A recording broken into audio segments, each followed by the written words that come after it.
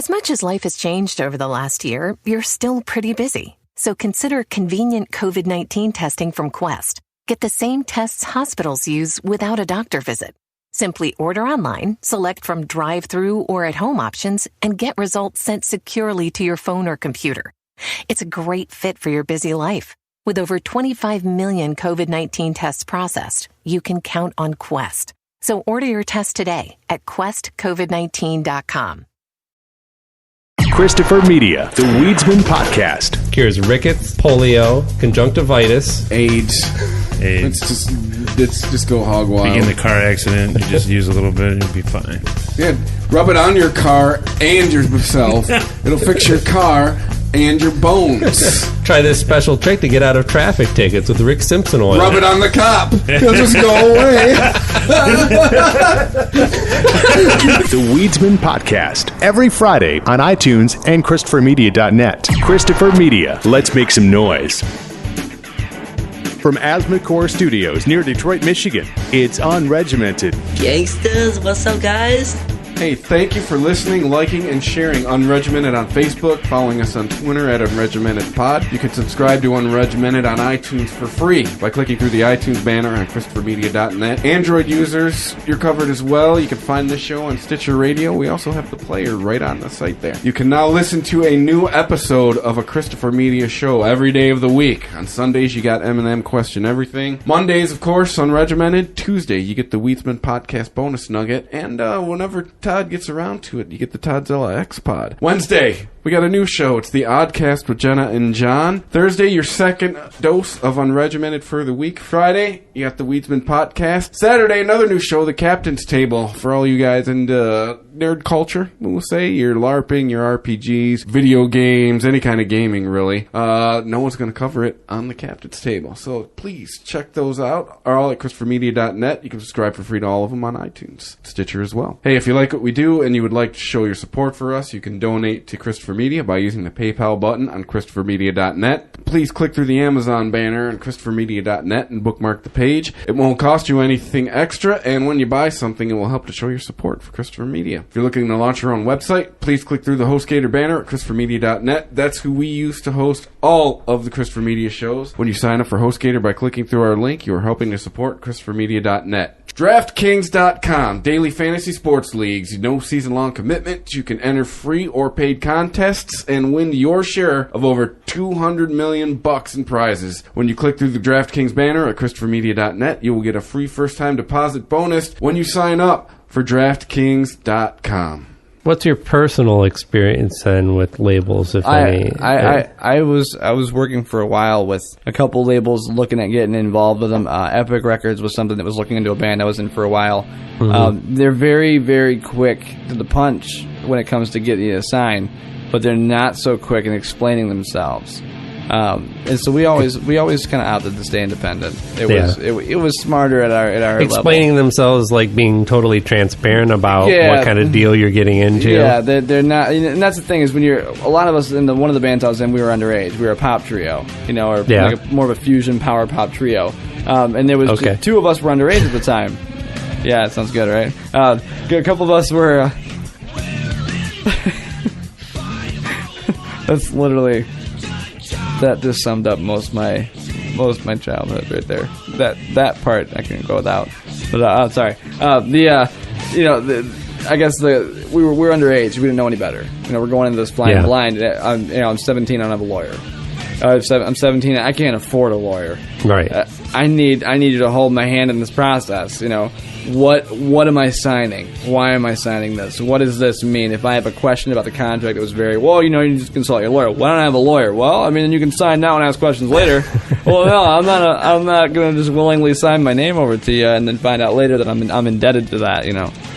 So I've tried to remain, I guess, in the standpoint, I tried to remain more independent, or at least standoffish until we had got some more information. But it was one of those things that would get close, and it was like, something would happen. It would just kind of fizzle out. So luckily, we had our own label for a while, but it wasn't anything that was successful, obviously. Yeah. But, we just kind of laid low.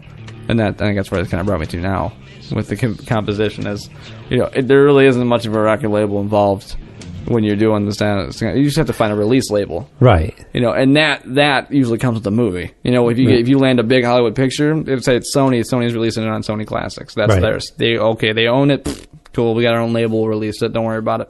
Yeah. And that's it. But. That's what I'm going into, is trying to figure out how to monopolize that. How do you get into a big feature, and then how do you get that big feature to distribute, your music? So that's definitely what the end game for what I'm doing now is, because of those labels that I dealt with earlier in life. And I think that's part of the reason I wanted to go independent so bad in the first place, is because I had been wronged already right out of the gates. Yeah. I'm a very upfront person about things that are going on when it comes to business. Yes, you speak your mind. Yeah, I don't want anybody having sour feelings towards me about anything. I don't. That's like the worst feeling in the world to me. So for someone to ask me a question, I want them to know that I got their back. I'm not just trying to take advantage of it. So I think going independent this way allows me to make sure I got my own back and be able to, okay, well, we know what's going on. We know how the music's being written. We know what it's going to be due. We know what we have to do to it. That's it. I don't have to answer to a middleman. It's just me and whoever I'm dealing with, and that's it. That's the hope, at least. I can't say that that's been it now, but that's the end game result. That's what it will be. Mm-hmm. We know the feeling. That's what we're doing here. Yeah. No middleman. We are source and distribution. And I guess that's something that I think that's kind of what drew us all here in the first place. Even me being here right now is due to what you guys are doing, due to that fateful meeting at Guitar Center. But you're just coming over here, doing a little bit here, doing a little bit here, and then Hattie kind of saying this was my dream, and now we're sitting here. No last names, please. We're sitting here months later. My bad. Well, I edit, so don't worry. My bad. I'm sorry. I only know you by that. That's it's fine. Dude. That's my. What is your first name? Chris. You wrote it on Facebook. I'm just kidding. But and that's I remember meeting with you guys, and we'll give the man his due. Well, I think that's kind of one of the coolest things about being around you, is there is so much creative energy around you too. Even though you guys say you guys didn't like taste the dream, you're living it right now. I mean, well, okay, so I have been told this is a very creative environment around here. Yeah, and we were talking to each other about this the other day, because we had just kind of commented about how we have this whole basement full of instruments that we really haven't done anything with in quite some time. Actually, ever since we started doing this podcast thing, it's taken over all of our free time, just about. I know that much.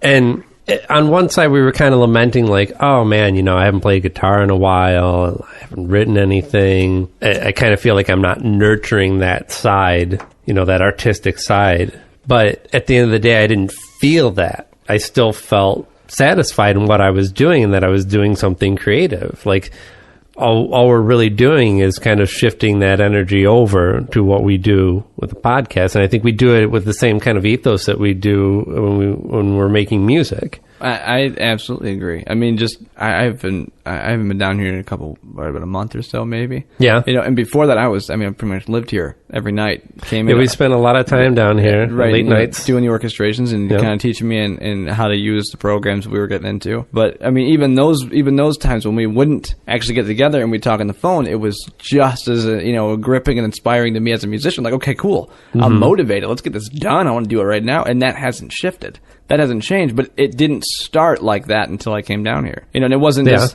I think it's just you two alone have a lot of experience and a lot of knowledge and a lot of creativity, but more so you have a drive in you. I mean, obviously the end games, we're in it. We're sitting right now in the thick of the end game. This is why we had him on, by the way. Nobody pays us enough compliments. Yeah. Well, that's why we're sitting here. Is because you guys did create something on paper and you did bring it to life. I mean, you took it from 2D to 3D very quickly, and we're living in that dimension. Yeah, you saw the whole transformation of what happened down here. 100%, absolutely. From like me, having a bunch of gear shoved into one corner and a bunch of furniture shoved into the other, to like it moves into the other room and starts to grow, and then there's paint everywhere, and and eventually we just made this and the studio down here. And again, it's one of those things that I can't say that that wasn't inspiring in itself. Just the build process, because you never have seen my home studio, but it's nothing to write home to mom about even now. But back before, it was two pieces of furniture that were off kilter, one nightstand higher than the other, holding up a really bad old Yamaha outboard speaker piano.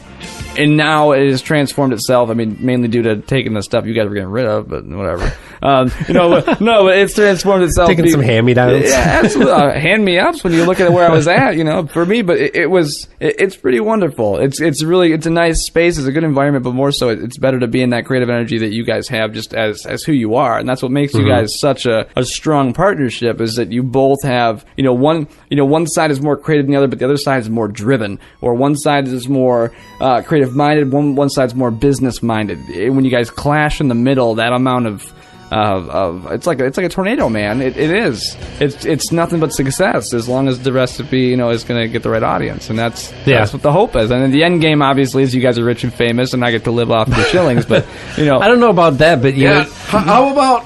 I'm at this point. We've talked about this, even with music. I'll take same salary as now. Screw rich and famous. We're just looking for a lateral move at this point. Yeah, I understand. If I could get like a kick up of like an extra like $10,000 a year, I think I could probably make that happen. That would be nice. But what I'm on right now, there's no way in hell I would just shift over. I mean, I think I would, so I could further it. But by the way, on a previous real quick, when Todd was talking about I should take a pay cut, I'm in the hole. What pay cut? Would I pay more money? just wanted to get that off my chest. Right. Sorry. Well, so how does money come into play when you talk about music? Because, I mean, it has to, right? As much as you don't want it to be a factor, at the end of the day, you would, as a musician, you want to do this as your life's work, and you would love to be compensated for just that, right? Yeah, absolutely. Dan? Absolutely.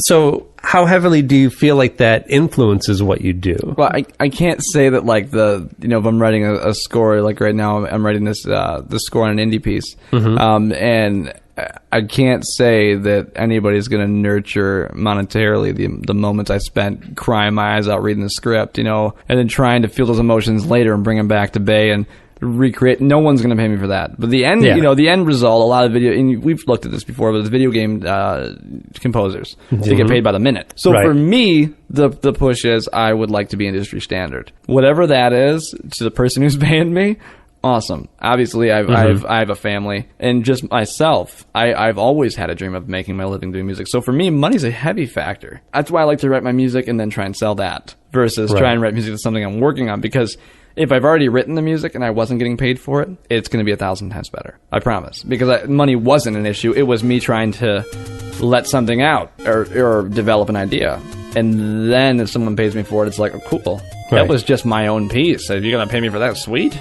That's awesome. So as far as money influences you as far as your drive is concerned, but not your creativity. Absolutely not. No, right. I don't try to write what the industry is writing. I try to write things that are appealing. I guess I write to impress my mom, like I said, and she's actually a tough cookie. She's not easy to impress. No, and I've always. I mean, she's always. Oh, I'm always impressed by you. And she's my mom. She's going to say that. Yeah, she has to. I think she's like it's like a biological obligation that she has to say that. But I think when she closes her eyes listening to one of these orchestral pieces, and then the tears start. One of the best functions of your parents is, at least mine will. They'll be like, not so much. She will now. Oh yeah, mine will be. Or they'll tell you if they like it. And it's. Well, okay, so I only got the not so much.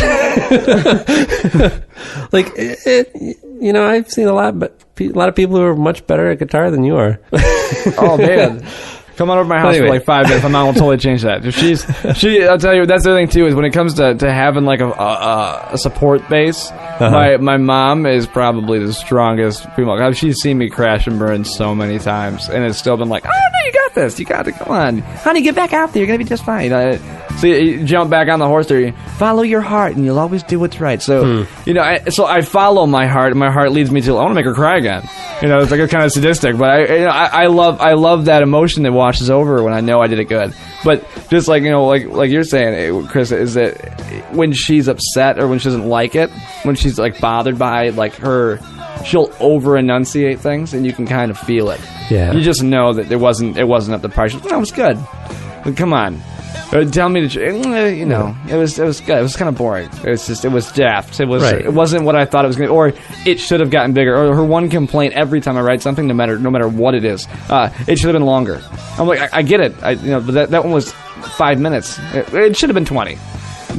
There's no way. Well, that's a compliment, though, isn't it? Yeah, it does in its own way, but it's better like, than that should have ended. 2 minutes ago. Yeah, she's always got that. She's always got that feeling though that one disclaimer. Like, I loved. Oh my god, she's crying her eyes out. She's just she's got her eyes rolled back. Like women do, and they're wiping the mascara. Oh my gosh, blah, blah, blah. But it should have been longer. Like, you could have left it out this time. I was on cloud 9. You brought me back to cloud 8.5. But it is really nice to hear. And my wife is much the same way.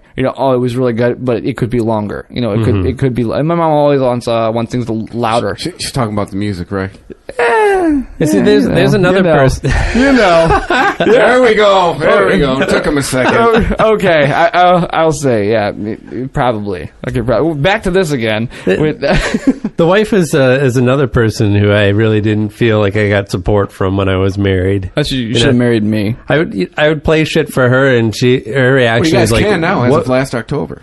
Here in Michigan. Her reaction was pretty much like, "What are you doing this for?" I understand, but you're not making any money off of this. Like, there is like all this is doing is taking time away from spending time with me or your kids. You're spending more time with your family. Yeah, you get over a certain age, and the ladies are like, "Come on now, what are you doing?" Or at least most of them are. Right. Like it's Oh, well, men and their hobbies. I can fuck that shit. I can kind of say that part of why you're with me is this. I guarantee you, the first time you fucked me, this was probably involved. This is why you fucked me.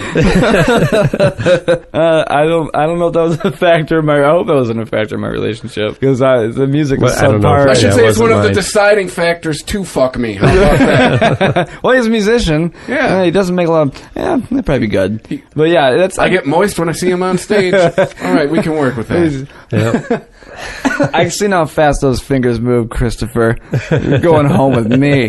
That's that's one thing I can say that I really have been fortunate with, and that's something I don't really. I guess I think about it, but I don't really pay much attention or give maybe enough attention to the fact that my support system has been immense my entire life. I mean, my dad was kind of a dick, but my mom has always been that huge force, and my brothers have always supported it, and my sister's usually been into whatever the pop music is at the time. She's really into that stuff, but she'll at least comment on it, and be like, I liked it, it was good, made me feel good, or I like what you're doing. She'll give a compliment without saying like I hated it, because she doesn't really get into the orchestra stuff as much as I do. Right. And the only reason I get into that is because after you listen to speed metal for so long, it's got to be busy. Whatever you're listening to has to be busy, and I think that's what drew me to the orchestra. It is so busy, it is so powerful, it is so huge, but it all makes sense versus just being a bunch of noise. So and like I said, it's larger than life. That's something that I really enjoy writing. So. I know I've fallen out of love with metal here in the last half a decade. I can agree. The last little bit of time has pushed me away from it. I went to well, you know what? That you know what? That makes me realize I'm not old fuddy-duddy, okay? Because I'm 35, I'm like, oh, well, maybe it's me, and I'm starting to get, like, you damn kids in your metal. But no, like, I went to Mayhem, I want to say about 5 years ago, maybe. Mayhem. It's the new Ozfest. Okay. It's the Mayhem Festival. Mayhem Festival. It's the touring metal festival every summer now. Right. I was there to see Slayer. I was there to see Marilyn Manson, which, by the way, was like, here's one off our new album. It's like, dude, it's not 15 years ago. You better open and close with Beautiful People, buddy. All right. Like, Slayer, they knew what was up. You got like one or two off the new one, but I mean, it was like opening with Disciple, and we're going into Angel of Death. Yeah. Like, Slayer knows what's up. Hey, we're 50, we're Slayer. You're fucking here for a reason. Yeah. But the rest of the day, no thank you. I mean... Nothing impressive, nothing... Who did I see? Trillium? No thanks. It just seemed... It just seemed the whole purpose now, how fast can we play, and how much like Cookie Monster can our lead singer sing? And how much can we just completely advertise you should all be killing yourselves? And then can we put a blood-curdling scream in the middle of all of it? Absolutely. Yeah. Absolutely. I did think Although I did hear some of the most entertaining stage banner I've ever heard in my life. But it was from, I believe, Cannibal Corpse. Oh, absolutely. This song is about blood shooting from your cock. That was the intro to a song. It sounds like every song by Guar ever written. Actually went, this song is about blood shooting from your cock. You know, and then it went into, you know, machine gun drums and, you know. Oh, absolutely. Absolutely. You know, what happened to, like, Master of Puppets? You know, what happened to, like, your Holy Wars, you know, Tornado of Souls, Hangar 18 type of shit? What happened to your vulgar display? Well, you know, I mean, some could say Pantera was, you know, the gateway band to, you know, the Cookie Monster and Playing as Fast as You Can. Yeah. You know, but, I mean, just... They did kind of spawn a scene. But, I mean, they still started with, what's the word? Tonality. Yeah. Phil Anselmo was screaming in the verses, but there was still a hook, and they were still singing a chorus in a way. You know what I'm saying? Like... Okay, so metal and techno are two genres where, and I was thinking about this earlier because we were talking about genres of music, and I think we were talking about labels mostly. Yeah. And it used to be that you had like these movements of like, oh, you had like grunge music, you had like emo music. Yeah, it almost recycled itself all the way up. I mean, Sure, you go back to the 50s and keep bouncing something as, this is the new that, this is the new that. Right. But it seems like we've lost a lot of that, you know, genreing of music, except for it's really techno and metal that are still producing these like these scenes. Absolutely. You know, where you can actually make a living and tour around and have people come out to see you because you're in this certain scene of without being a superstar. Yeah, right. Yeah, you can still make it as a smaller artist in a huge. Yeah, I'll call bullshit on that. And there's metal. And no, because I don't know, man. There's metal scenes all over the place. But all the thing over is, the you US. have to be a certain. That's the thing is, it's. I'm actually making your point though a little bit. It's so segmented now. Subcategorized. Because the band I was in was like, it was too mainstream for the metal kids, but it was too metal for the main. You know, so I mean, we were kind of shunned by the black T-shirts. You know what I'm saying? And But you do get. I guess what I see similar about these two scenes is not only the diehardness of the fans, but the willingness of the artists to push boundaries. And while it does sometimes get to ridiculous heights, like, you know, in techno, it would be the crazy build-ups or the ridiculous dubstep beats that just get out of control. You know, how much can your bass line fucking wobble? Or in metal, it's like, how fast could you possibly be? Or how many times could you change tempo or change time signatures? Or how intricate can you really make this before it just becomes unlistenable? But... like, at the same time, attack. Right, but at the same time, you get these brilliant bands that come out of it. I don't follow any scenes, but there's like, I think I've mentioned them on this podcast before, but there are like bands like Gojira. That's a band that I really love. And yeah, you can see all the influences from past rock bands and metal bands. And they do kind of push these hyper fast drum beats and these weird changes, but they do so very effectively. Absolutely. They are part of a whole scene, but they are really the cream of the crop of that scene. Yeah, Meshuggah. Meshuggah is another one, yeah. Absolutely. The kind of math rock to the math metal or if you look at it, I mean, even like, you know, bringing up just metal and rock in general, one of the biggest bands I think I've ever seen following was is Dream Theater. I can't even tell you. I've seen them guys so many times in concert. Really? And I can't even tell you. I think maybe twice I got to see their face because there's been that many friggin' people at the show, and they're that tall. They're that, you know. They're just, there's that many of them. They just block you out. You know, as a kid, I'm like, I want my first band was, or first concert was Deep Purple, ELP, and Dream Theater. See, I'm not a Dream Theater fan, but that's a really good example of kind of a perfect situation for an artist. Oh yeah. You pretty much do what you want to do. You have your following. You're not worried about radio play. Yeah, but they came up in a different environment. Like, how so? They came up in the early late 90s. They came up in the last great rock movement. Well, they started off as that band Majesty, and that Pull Me Under was their Boo Boo Bee Boo tune, where it was just like that was their teeny bopper song. Everybody's like, oh, that's it, that's the one. That they sound just like everybody else. Let's worship them. And then it just came out that they were individually like the best musicians in their their category of instrument in the world. They were amazing. I do definitely appreciate the musicianship that goes on They're in that insane. band. Jordan Rudess is probably one of the greatest keyboard players I've ever seen in my entire life. Yeah. And Mike Portnoy, when he was, back in the day before he got out of Dream Theater, back in those days, he was my hero. Yeah. That was my my Neil Armstrong. That was my however you want to put it. That was my my aspirations as a kid. I wanted to be like didn't want to be like, I wanted to be Mike Portnoy. That was my favorite drummer in the entire musician in the entire world. Right, but.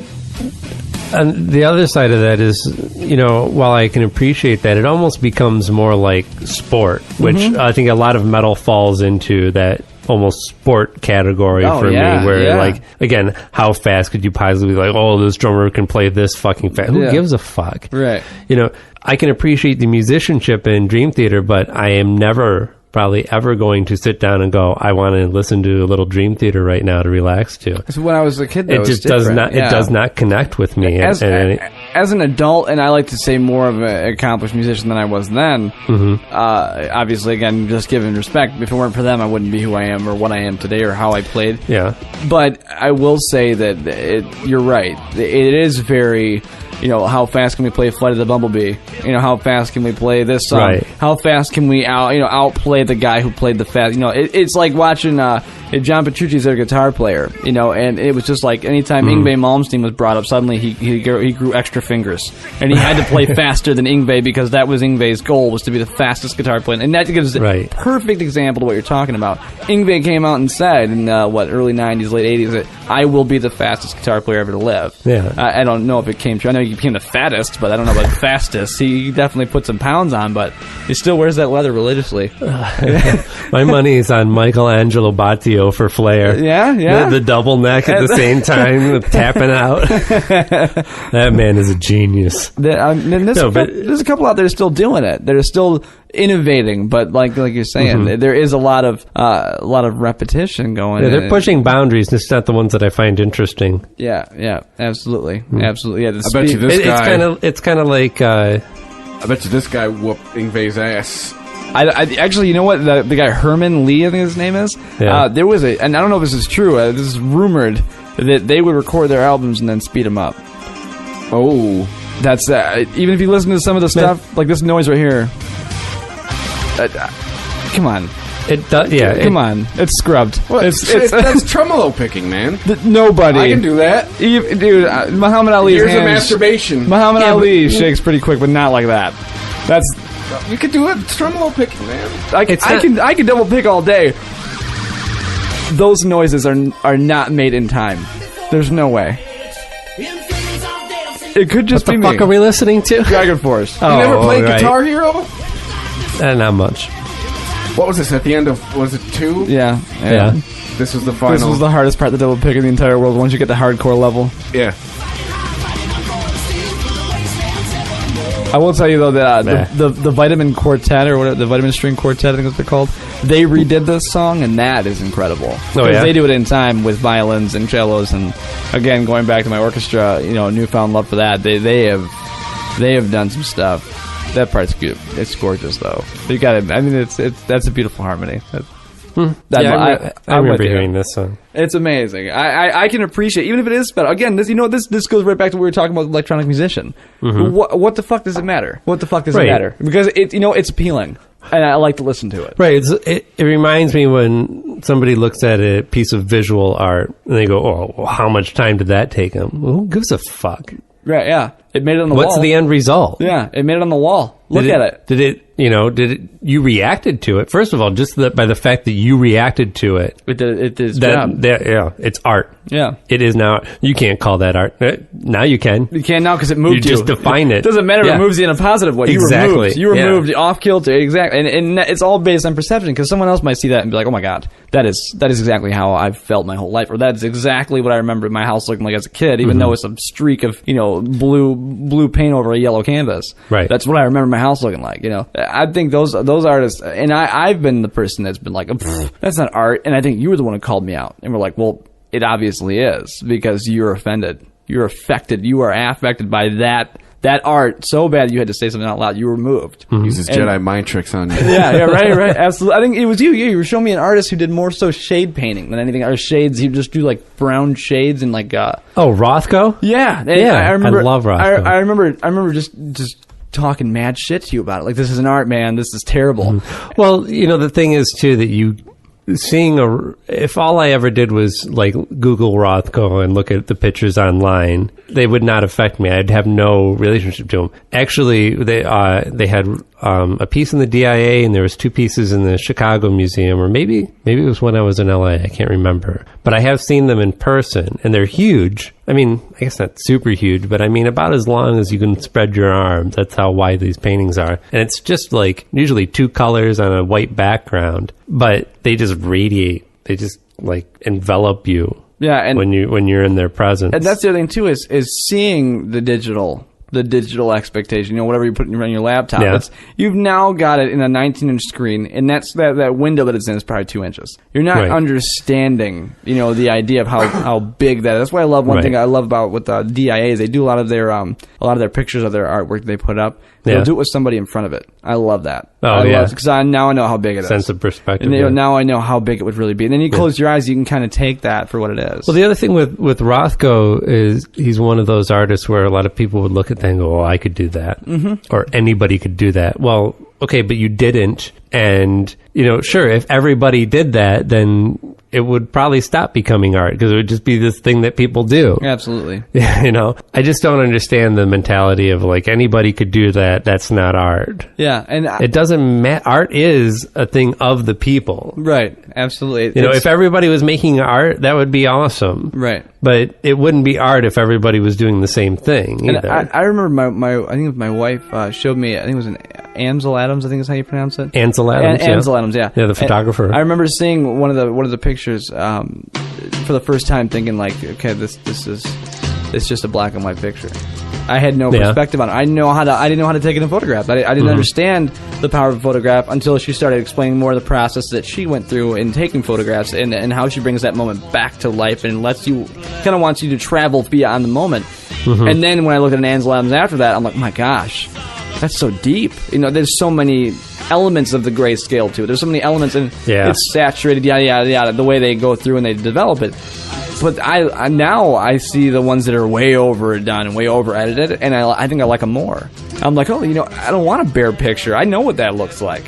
Yeah, show me how you see it. There's nothing wrong with seeing the process. Right, and that's peeking behind the curtain. That doesn't lessen the magic. To me, it made it more impressive because because that's how they see that moment. It's like how when even just looking at Hans Zimmer. Yeah, I think I was probably one of his bigger fans for a long time. But knowing how he does things now kind of watered it down because it's a lot of canned music. But before, when I would listen to his music, I would think, wow, somebody heard that in that orchestra, or someone heard that orchestra surround that. Somebody went through and heard this with this small violin piece. That's very small, ineffective part of the song. Somebody heard that. And then I think about those photographs, and I relate it to that. Somebody thought about highlighting that little pebble there for no reason. They made it brighter white than the rest. But I'm like, that's pretty cool because they saw that when they took the picture. They saw that vision, and I think that's kind of the visionary process. Is one of the cooler things of being an artist, watching other artists do their thing, do their work or do their art. Is kind of how do they do it? What's their mindset? How do you approach this? Because for me, it's all in the moment. And we've talked about this. It is. I like to write a part and then write a part to that part in that moment. I don't like to sit down in full scale. Okay, I'm going to go this way and that. That to me, that's not art. That's not how I feel. That's how I want to feel, or that's how I want you to feel, or how I want it to sound. I love what happens when you get the happy accidents and you get the you get the little bit of slap there that kind of adds the creativity. And I think that's a lot of artists, especially painters, get that. Yeah, there's a lot of times where I've worked on music on my own and I've come up with a rhythmic idea or a melody, and it doesn't go anywhere. And I go, okay, well, I'll just save that and use that as maybe I'll come back to that, and that'll spur an idea for something else. And that does happen from time to time, but overall, I think my experience is I either sit down and a song comes out then, or it's just not gonna. Mm-hmm. It's just gonna be something half-formed. Yeah. And I'm not saying that I don't spend a lot of time on it. There's still a lot of going back and editing and reworking parts, but the core of it, your rhythmic elements and your melody and the harmonies that you choose, those tend to get, that groundwork gets laid early on or not at all for me. Yeah, and I can agree with that. I think, and I get more often than that is when I write a song and I've got and I think recently this was one of the first times it really took over, but you get enveloped or encompassed by your own work. And I think I posted about it looking for some responses because I was kind of confused. Why is it that something I wrote that has got me, why am I so moved by my own work? And I thought that was a cool moment because that was the moment I think I'm making it. I think I'm starting to make it happen because I wrote something so appealing that I couldn't shake it myself, and that's never happened. I'm not a very pompous person. Mm-hmm. I was humbled by myself, and I was like, that's awesome. This is amazing. But why? Why am I, why has it been written before? Is this in a song that I like already? Am I writing? That's happened to me before. Am I recycling something? This is too good to be me. Yeah. It's too approved to be what I'm doing, and so far it's been sitting, and I've been trying to write songs. Every time I sit down to write the song, anything else to the song, I write a new song. I don't get that song to keep going, but it better. This is gonna be one of those life work pieces where you spend so much time on it. I've already probably put in over 30 hours in the song, and anybody who has heard it or will hear it at this moment would be very unenthused to know that it took 30 hours to get where I'm at. It would be like, wow, why?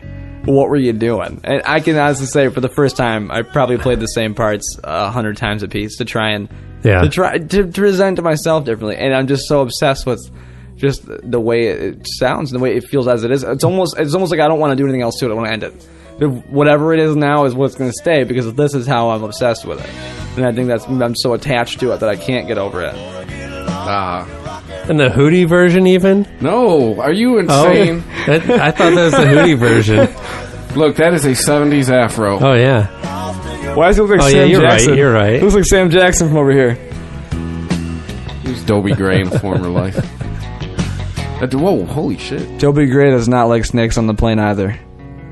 He looks just like Sam Jackson. I'm not playing the Uncle Cracker version. Give me some Beat Boys on my motherfucking soul. I'm going into the well here for songs about songwriting. Okay.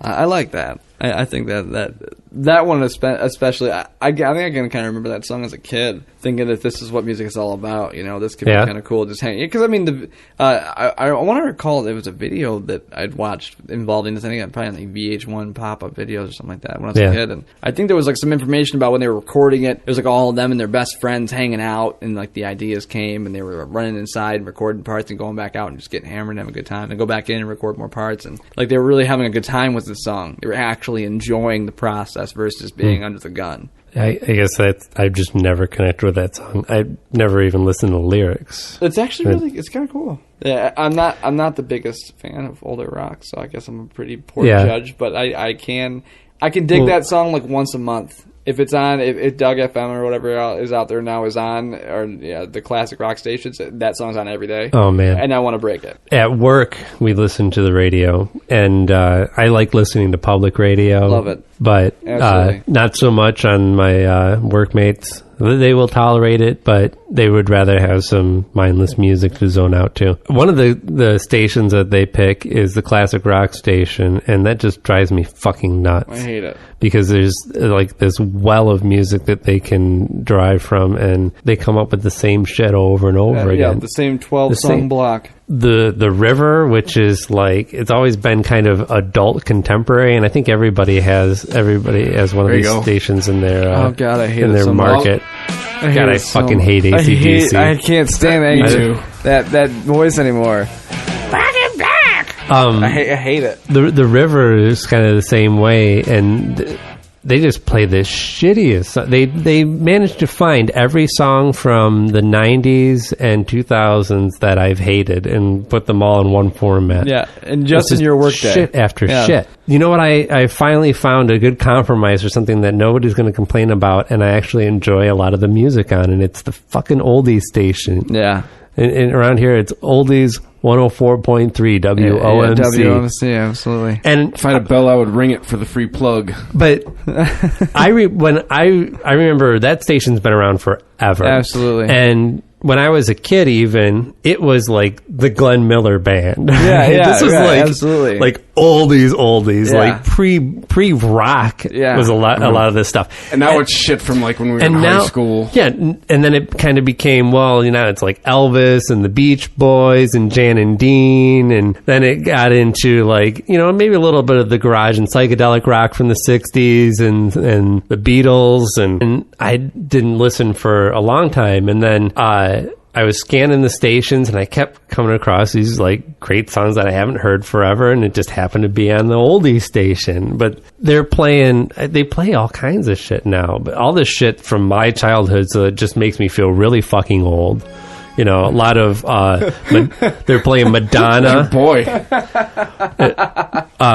Madonna and Hall & Oates and Huey Lewis and the News. See, Hall & Oates, man, they fuck my shit up. I love Dude, Hall & Oates. I love Hall & Oates. Hall & Oates. And the other one for me is Simon and Garfunkel. They played Rich Girl today, and I was getting down to it. They play a lot of the, like, well, I guess you're kind of like your wedding songs. Oh, yeah. Like the Gap Band, and they play a lot of Stevie Wonder. And then, you know, they still throw in, like, I heard a Beach Boys song today. There's no other fucking station on the radio that I know that I can hear a Beach Boys song on. Yeah, absolutely. And you're hard pressed to find it on 94.7. They every now and then they'll put on like a decent couple songs, but for the most part, like you said, it's the same recycled 12 songs. But I will say that you're right on 104.3. I've heard it lately. That's actually, one of my favorites. I heard a lot of Simon and Garfunkel lately. Yeah. Like, if you ever listen to the lyrics of this is a depressing ass song. Oh, yeah, by the yeah. way. Most of them are. Well, yeah, true. Brian Wilson had his issues, but yeah, this is. But they song is sing about the like worst vacation they sing ever. like angels, though. So they're like, Yeah. what are you gonna do? And their music is so happy. We've had this conversation about Brian Wilson before. He's just now making a comeback. They've finally given him a chance again, which is But yeah, pretty in exciting. the last decade, about. They just he just did a huge commercial about music recently. It was a commercial, not commercial, but a commercial presentation. It was really well done. I don't know if I cannot remember the song. It was I just saw this recently too. I cannot remember the song. It was oh man, this is bad. It was a lot of artists involved. I mean a lot, as in present and way no, past. you're talking about they recorded God Only Knows. That's it. Yeah. We Are the World style. I only saw God Only Knows. That was wonderful. No. I'm. They recorded God Only Knows in the style of how they recorded We Are the World, which is getting a bunch of artists. Yeah, I'm so sorry. And everybody takes a line. Yeah. Which drives me nuts. I have not listened to it because I'm going to hate it. It doesn't matter how many amazing singers are on there. It's this trade-off of lines. For me, it's the idea of that Brian Wilson is the highlight of it. I think is why I was like, I love this. You know, because finally, after all those years of, I'm going to coin the lying in bed, he finally gets a break, you know, and someone gives him a chance, and then they celebrate him because he is a genius. I mean, he's a very he's a genius, and he's the type of genius who wasn't appreciated at the time, and it's very fortunate that he's still around for us to actually come back to it. And it's not like so many artists. It's not like so many artists who we don't even appreciate what they were doing until after they're gone. Yeah, absolutely. And yeah, I don't know. It's just nice that we can come around to Brian Wilson in his own lifetime. Because this is a person who was kind of tortured by the industry. 100%. He would be a good person to have on here talking about labels. Oh, God. Yeah, we'll just give us a number. Call him up. Call up Brian. And Anybody out there knows Brian Wilson? No, he had a vision for what he wanted to do. he wanted to take the band of the Beach Boys in a certain direction, and he managed to get as far as Pet Sounds, which is a brilliant album, really just the beginning of what he wanted to accomplish. And that was such a challenge. He got so much pushback and from his bandmates, from the industry, from fans, that he just kind of gave up. Or I don't even know. He cried uncle. You can't even you can't even blame him though when you got that. It was almost like it was. I took back the because it makes it sound like just fuck this music. Oh, if you guys are gonna be like this, I'm gonna take my cool melodies and go home. Yeah. Yeah, it was like he was kind of just had the life beaten out of him. Oh yeah, it was completely lifeless afterwards. And just after we had talked about it, and you brought up Pet Sounds, and I went into it more. It's unprecedented how many things were just. He's amazing. He's an amazing artist, and he didn't get credit for it, and it was almost too late. But now it seems like he's finally. That's it. That's wonderful. I mean, I think like this is a song. I think it was Paul McCartney who said that this is the most beautiful song ever written. Correct. Yeah. That's one person I will never see eye to eye with anybody. Paul McCartney? I fucking hate the Beatles, dude. Oh, man. I'm sorry, really? guys. I'm sorry, guys. How can you... You have come to the wrong party with that argument, I sir. can appreciate them. They don't write anything that makes me feel good. What the fuck? I'm sorry, guys. I'm sorry. I'm so sorry. I wish... We'll take my credibility and just... I wish you would have mentioned this earlier. We would have wasted 2 hours. Now you have to be escorted out of here. The security watch, man. Let's go into the car. I'm sorry. My wife is a huge Beatles fan. She is, and I give her so much shit for it. Is part of it... Okay, is it kind of like the same reason why I didn't watch Titanic for like 20 years? It's just like everybody saw this movie, everybody fucking loves it, everybody thinks it's brilliant, and you're just like, shut the fuck up about it already. It can't be that good. I guarantee you the year Titanic was released, there were 10 movies that deserve way more accolades than that ever got. I agree. Yes and no. I was in that power trio I was talking about. Those two guys in that band were obsessed with the Beatles still, and I'm like, guys, you gotta fucking open your eyes. We're past the year 2000. Right. It's been fucking 30 years since their heyday. Find something new. It's okay if you like it and you want to pull from it and inspire. That's the thing. I am constantly finding new things in the same material from decades ago. You know what? It's probably because I never had the chance to listen to the Beatles. I've always had the Beatles shoved down my fucking ear canals, and because of them, they are the subject for me that like some people it's politics. For me, it's the Beatles. It's like, oh god, I don't want to talk about.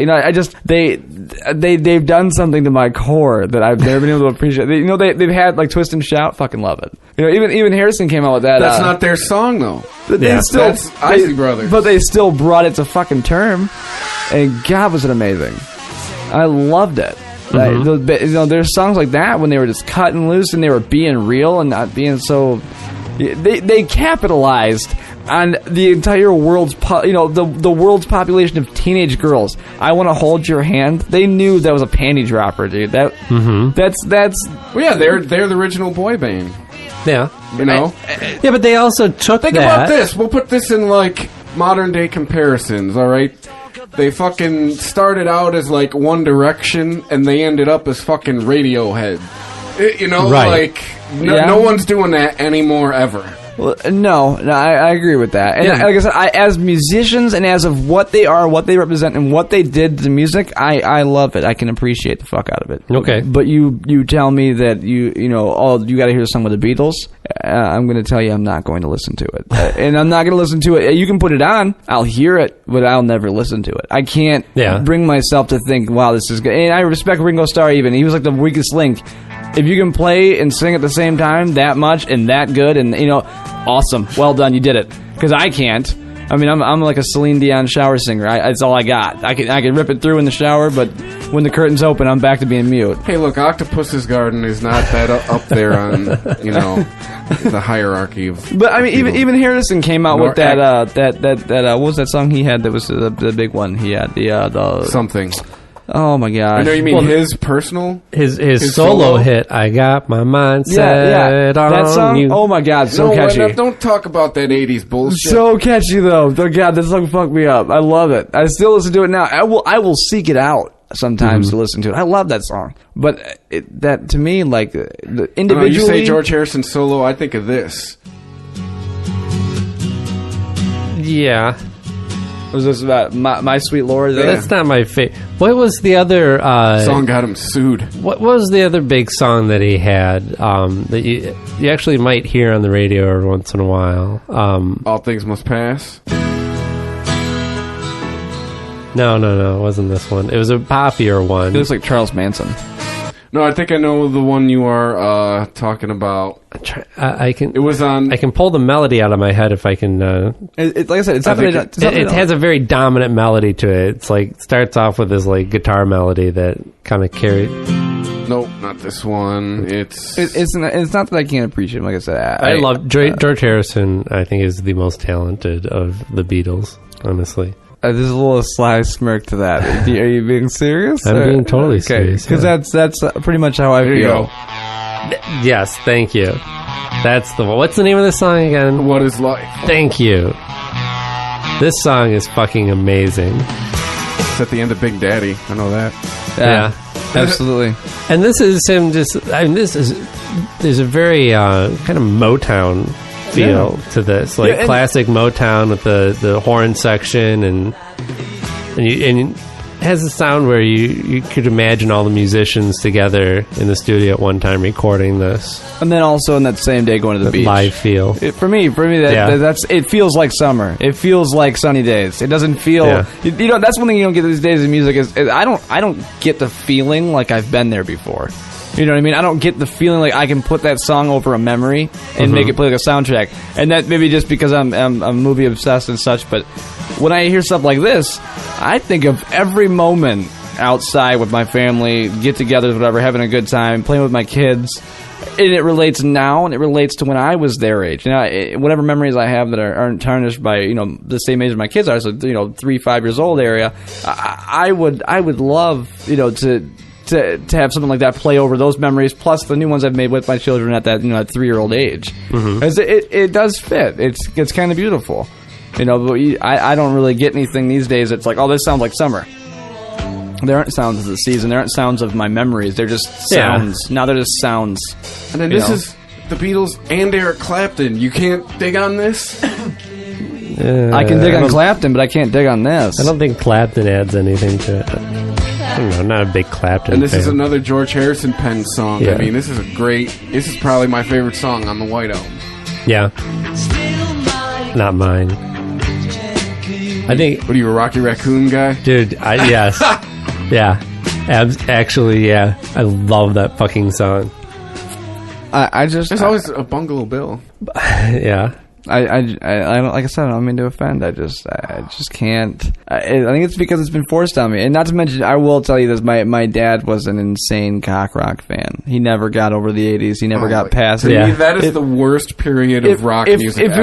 If it wasn't 80s, it was Jethro Tull, which I didn't mind. It was early Frank Zappa, I didn't mind. But Love Zappa. The worst, it would be like The Outfield. And it was like, fucking kill me, dude. Fucking kill me. Wait, I can't even remember the hits. I can't think of one either, but I know you're going to play something. I'm just going to, oh, yeah. It played all Saturday night while he was getting hammered, and all Sunday while we cleaned the fucking yard in the house. And it was after House of Hair. So I got a double dose on Sundays. It was like, this is the day I'm resting. This is the day I want to fucking kill myself. I couldn't stand it. And of course, that was the day he made me stay home. And now Slaughter's a different story. Was this Flight of the Angels? This doesn't bother me. This I fucking love it.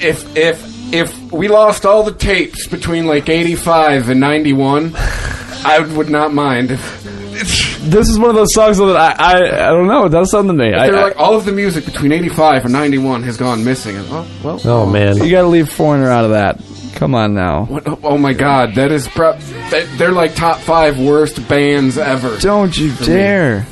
See, that's my, like, those bands, like Kansas for me is like they've written one of my favorite songs of all time. I'm sorry to say it. Yeah, if I hear Wayward Son at work, it's like you might as well just give me a rail of coke. I'm done. You know why? I'm off the walls. Here's why Foreigner blows. This song right here.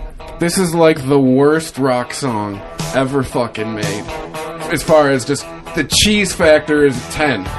You can put it between two pieces of bread, grill it, serve it with a bowl of tomato soup. From the music to the lyrics to the production. Like when I was in radio, that song came up, I would always change it. That's a bit. I would change it to like Feels Like the First Time or fucking something from the 70s. Yeah. Something I could at least stand. But oh my god. And then the saxophone throws it over the top. Here, Oh, too. yeah. And not only Had has to a have the saxophone sax solo, it has a saxophone lead. Yeah. All right? Okay, And well, I'm a former saxophone player. I'll back off the foreigner, but I mean, am I alone in Styx? No one likes Styx either. Oh, see now, No. I will. Styx was Not a guilty down. pleasure for me. I fucking love Styx. Journey's a guilty pleasure for Oh me. God, I wish. If he, Oh. there was a Why moment. can't a bus accident kill Journey? I'll tell you right now, there was Come on. a moment when Steve Perry could sing "Happy Birthday," fucking $1 million hit record. Fuck, I mean seriously, I can't. I used to like Journey until I was able to go to a bar, and when I started going to bars at a legal age, that's every hour on the fucking hour it plays. I can you get go. down on this. For me, it's I was explaining to my girlfriend. She lives in Rhode Island, and "Don't Stop Believing" comes on the jukebox. Fucking hate it. I said I'm done. I said That's love a good this song. It's like I'm from Detroit. I'm all set with this song. Yeah. Let's find a new bar. That's I what North Carolina. It came on in a couple bars. It was let's find a new fucking bar now. Get the fucking shit. Pay your tab. I don't care if the song ends before we leave. We're leaving. What- How dare them? No, but their one slow song gets me every time. When the lights Yeah, lights is go down. At least you didn't say in the open arms. city. I was Then torn. we might not have to be friends anymore. See, I'm not the only one not a here. bad song. I'm not the only one here who's got songs in bands that bother him. So, I just say, oh, yeah, there we go. So cheesy. Have a moment of Once sin. again, I did a techno version of this song. This song, however, okay, this is a you little know, have different. you love that seen this song, too. video? They look like such assholes. They're Yeah. all playing air instruments. They are And assholes. You know what looks stupider than air guitar? Air keyboard. All right, it's in this video. and Wheel in the Sky, that song fucking rocks. Anyway. If I had to listen to any Journey song, it would be that one. Yeah. If I had to pick the listen, we can't get rid of Journey. You have to have one song in your rotation for the rest of your life. This is I'll go why. Wheel in the Sky. Yeah, I can agree with that. I'm just not a huge Steve Perry fan, and I don't like the Beatles. can't say- So far, that's my bugaboos. Those are my bugaboos. I don't like Steve Perry, and I fucking like the Beatles. Those are my two bugaboos. It involves having sex with old ladies for money and bear traps. But that's where I kind of draw the line. Is if I don't even care if someone's like, Mike, listen, buddy, we got a huge feature film for you. All we need you to do is orchestrate all of the White Album by the Beatles, and you'll be paid $5 million. I'm like, fuck you and the horse you rode in on. That's my only thing. I will never write music. I won't sell out for that. I can't stand them. My kid likes them.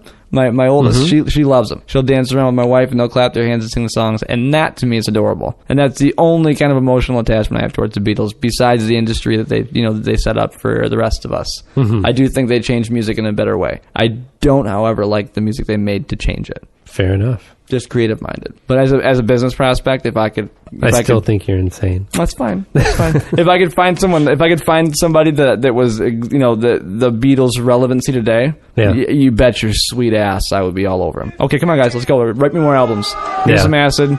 Go to India, play the sitar, do it again. I'm all about it. But I just, it just puts me off. Well, Move this man! and on that note, I think we should wrap it up for Wow, tonight. we did like 2 hours on music. Yeah, that's No great. shit, huh? That's what I thought was going to happen. honestly. I'm sorry in advance. You know what? But no, don't apologize. This will be a good palate cleansing week. Because Yeah. this will definitely be a week's worth of shows. I'm glad I could be a part of it. I do appreciate This will you be a guys. two-part. Well, thanks for coming I out. appreciate you guys having me. Yeah. It's Let's have you back for another one soon. I mean, maybe we could come in with some other topics, because I do feel like I kind of rambled a bit on some stuff that. Yeah, Look, you're we got doing our what groove everybody on. does, and they come on. Dude, it's a talk show. You are supposed to talk. Everyone's like, I talk too much. Good. Which I would like to say we have outpaced the nocturnal animal, so it is time to wrap it up. Out. Yeah, I still gotta. The nocturnal animal is It's getting fuck late. it, I'm going to bed. I got hours in the studio still, so I do appreciate you guys having me, though. It's been a hell of a time, and it's good to see you guys again. Yeah. I got a 10 a.m. flight and no clean clothes, so I'm not going to bed yet. Oh, fuck. Reminds me, I gotta dry my shit. Anyway. See? You had all kinds of responsibilities we're shirking. Yes. And now real life comes back to slap us in the face. There it is. Yes. That's the creative space draining fight. You guys are both getting a little tired, so I can feel the creativity starting to dwindle. Yeah. And while we're hot, that's a wrap.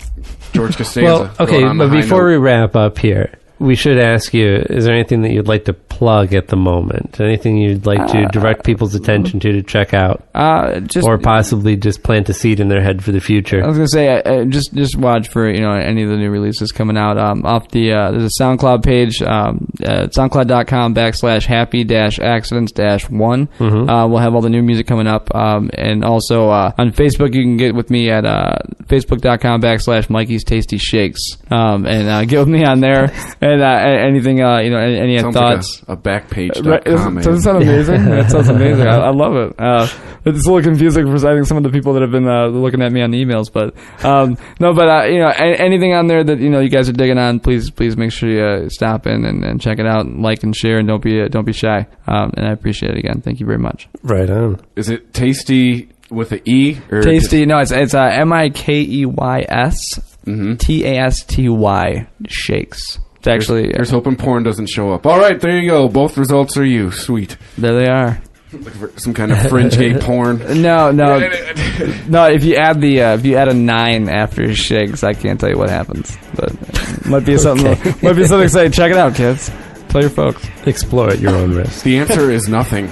Okay, there is no Google search. Look in shopping, you'll find me. Anyways, let's not push it. Thanks again, guys. All right, thanks for coming out, Mike. Absolutely, thank you. All right, cool. Hey guys, thanks for listening, thanks for clicking, thanks for liking, thanks for sharing, thanks for subscribing for free by clicking through the iTunes banner on ChristopherMedia.net. Thank you for telling a friend. I probably already said that, but that's how important it is because that's how podcasts work. We drop every Monday and Thursday. Check out all of the other shows on ChristopherMedia.net. So stay tuned, thanks for listening, and we will catch you next time. If you enjoy this show and want more people to know about it, head on over to iTunes, leave a comment, and rate it 5 stars. Make sure you like and share us on Facebook, and don't forget to follow us on Twitter. Just search for Christopher Media. Thank you in advance for supporting Christopher Media by clicking on the PayPal button and by clicking through to all the sponsors who support ChristopherMedia.net. Most importantly, we would like to take the time to extend an extra special thanks to you. Christopher Media could not exist without your support. Thank you for visiting ChristopherMedia.net. And